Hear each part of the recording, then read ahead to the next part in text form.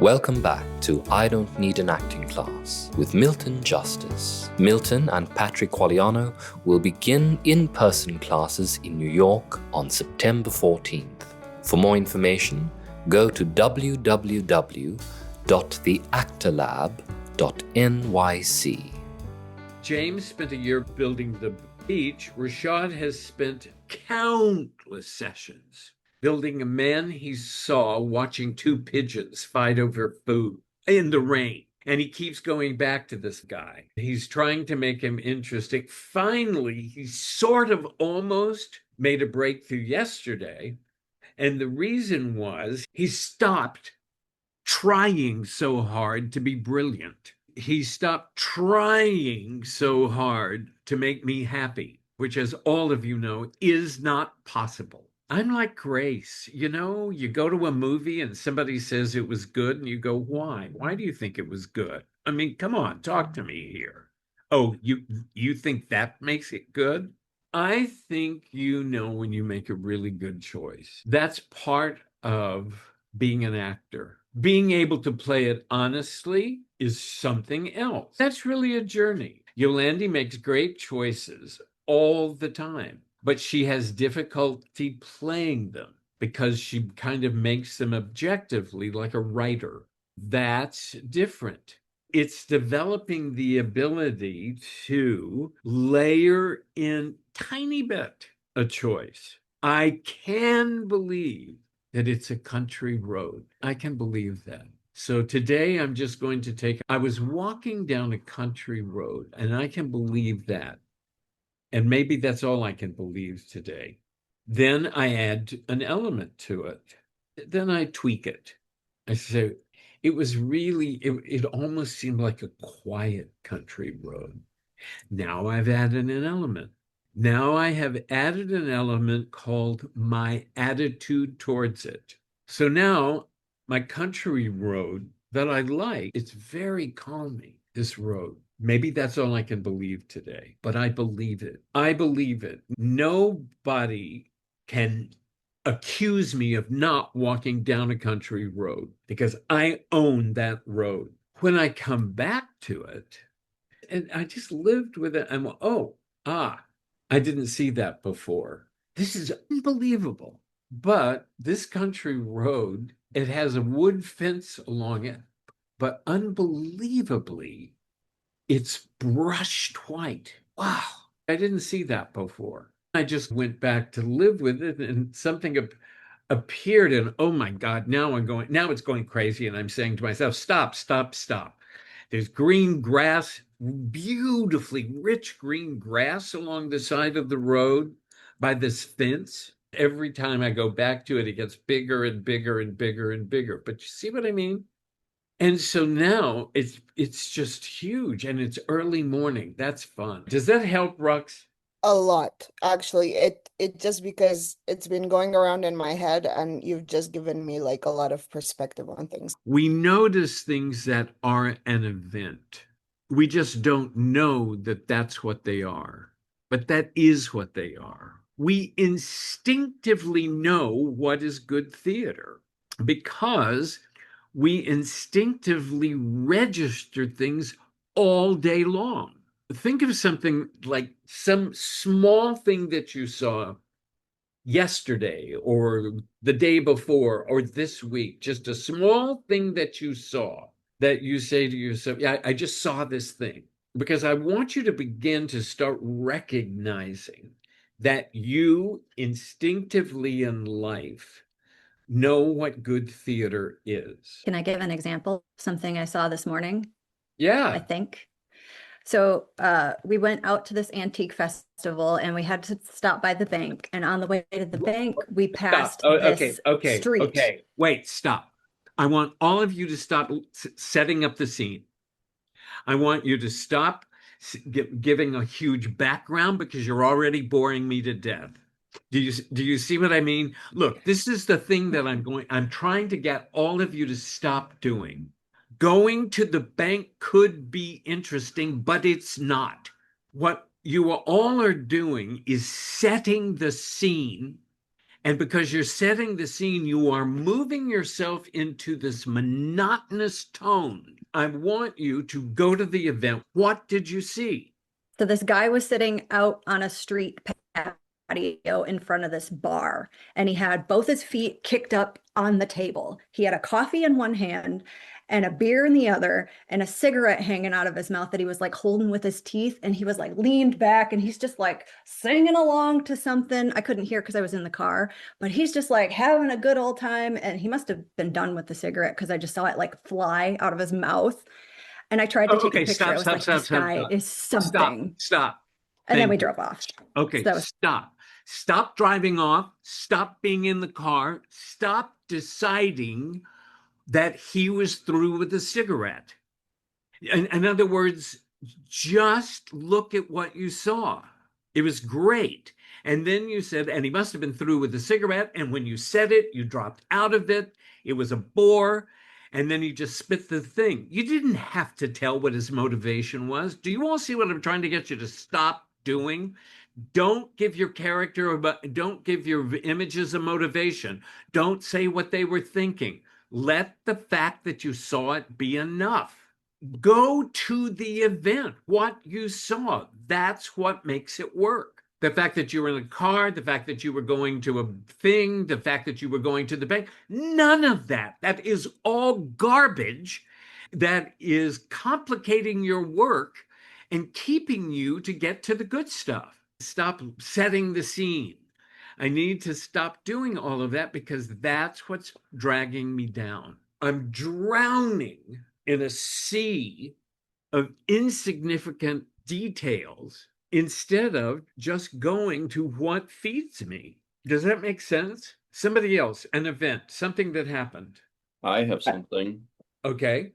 I saw a guy on the subway who walked up to his daughter, who was maybe 3 or 4 years old.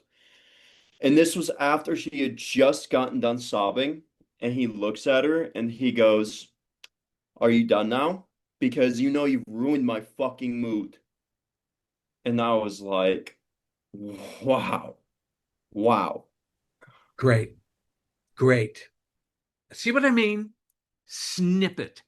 These things are a snippet of something. And you didn't even have to tell us the wow. You don't have to tell us your response. We know your response because of the way you told the story. Do you see how we complicate our lives? We complicate our work by explaining our emotions. We complicate our work by explaining what was going on with us. We complicate our lives. Even the subway is almost. You see, even the subway. You can tell, and Nika is fighting a boring tone in his voice. It's a weird sort of thing. I don't know where people get this anymore. It used to be we had voice classes. We learned how to have melodies in our voices. It was an important part of our vocal work. People stopped doing that, and so everybody has this thing, but I'm not going to let Nika get away with it. Nika, you see, if I went back and played it back, you would hear that what you did was, I was in the subway in that kind of tone of yours. But then when you got to the event, it came to life. And that's it. It's a very good thing to see. I love that. This is very good because both of them have made really good mistakes. Yolandi made the mistake of not just saying what she saw, but interpreting what was going on with the guy when he threw away the cigarette. That's important because it's important for you to live off the image and let the image tell you what's going on rather than interpreting what you think is going on with the character. And Nika once again proved that if you're setting the scene, you set the scene in a boring tone. I have one. Okay. So the other night, there was this mobility scooter jetting on the middle lane of a huge 3-lane boulevard. And as I overtake it to see who's driving it, there is this really, really, really old guy with a wife beater on and shorts, looking like he was having the time of his life with this huge smile on his face and doing this the whole time because I guess he didn't have his dentures on. Great, great, great, good. Yes, very, very good. Keeping it all alive like that. That's what we call good theater. Somebody else. I can go. Okay. So this was just yesterday, I think. Stop, stop, stop, stop. As Oh, soon not as you all right. said, do you see what I mean? Yeah, As soon as I say it's just yesterday, I am dead. I have no energy. There is nothing going on. I have yeah. got to stop setting the scene. I have got to stop taking things that are not bringing me to life. Yesterday did not bring you to life. You tell. Nobody cares. And you don't care in your work. What you're trying to do, I'm trying to develop the ability to say, my talent is in my choices. I am developing the ability to look and make choices based on the piece of material I'm doing. I am willing to pay a price for the choice. I can earn the choice, and I'm going to make a kick-ass choice. It's good theater. Yes, Rachel. I'm trying to understand. I feel like, especially in something like this, we all have to, in order to, for the audience to understand, the listeners to understand the circumstance of the No, no, story. no, no, no, no, no, no, no. The audience is never going to hear this. No, I know. But I'm saying, even in this context, if I were to tell a story, I can't start the story without setting the scene because there's no context. I don't mind anybody setting the scene, but the action to set the scene is a dead action. So how do you do that? How do you set the scene It's without... simple. My God. I mean, I'm sorry that Mateo isn't here to explain to all of you how you bring a story to life. The 4.5-year-old can bring the story to life. I mean, the 4.5-year-old, if he looks at me, Mateo will say, and I can still barely understand him. He said, I was at the park and there were ducks. Whereas actors will say, I was at the park and there were these ducks. You see what I mean?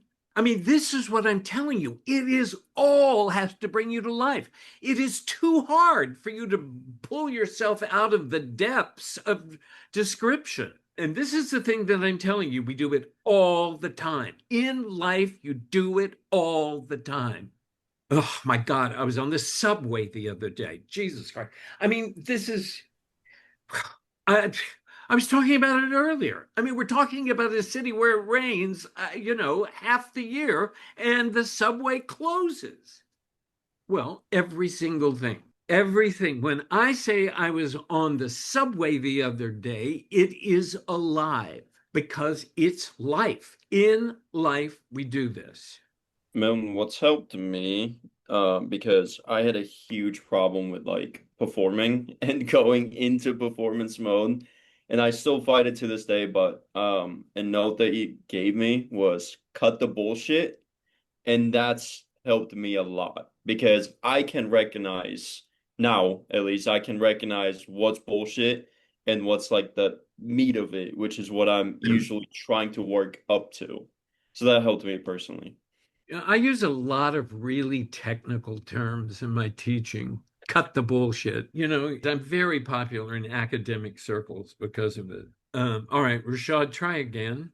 So, I mean, it was just this big ass family, all in fucking pajamas, one after the fucking other, and they're outside taking selfies in the middle of a fire alarm.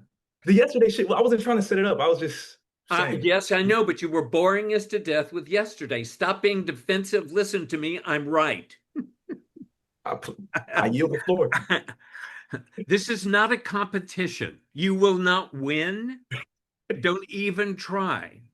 Now, look, Rashad, here is a problem you have, and you have to be very careful of it, and you have to work on it all the time. I have pointed out to Rashad that if he spent as much time in his acting as he did at the gym, he would be a superstar, and he's going to try.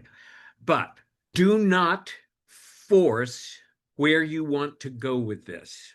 There's a little bit of a forced performance of it's exciting and because there's a forced performance, it is a huge, huge, huge breakthrough to sit with it and see it and live off of it.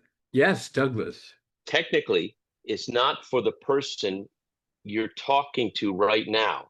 Right now, it's just for me to come to life and actually express it. As an actor, you personally have to connect to what the play is about. You personally have to connect to what the theme is. I think you know. I think you as an actor know what kicks ass. I think if you watch a movie, you know what kicks ass. I think you know.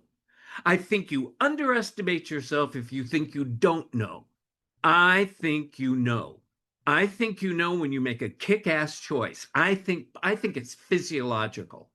I think somehow or another, if you really get a moment, you sit back and you say, "Ooh, God, I love that." It's an exercise that see things on the street that catch your attention. That's really the exercise. Because you need to begin to figure out what is good theater, what is worth my attention. Then I would add to that, why did it catch your attention? And it's specific. With Nika's in the subway, it caught his attention because it was slightly sad. With Yolandi's, it caught her attention because it was weirdly funny. But you see, these are all things that are specific about what catches my attention. And what catches my attention is what is good theater. That's what we need to be clear about. Because then when we start making choices, it's like our mind gears towards what's good theater. We spend our lives trying to get by. We spend our lives because we didn't listen to the coach that said good enough is never good enough. We sit back happily functional. There is nothing wrong with saying to yourself, I'm going to fucking blow them away with this choice. The important thing is that if I make a kick-ass choice and I know it's a kick-ass choice, it gives me a confidence. It gives me confidence in an audition for sure. And it gives me confidence in my work. This is Jonathan Tommy, inviting you to visit our website, www.idon'tneedanactingclass.com.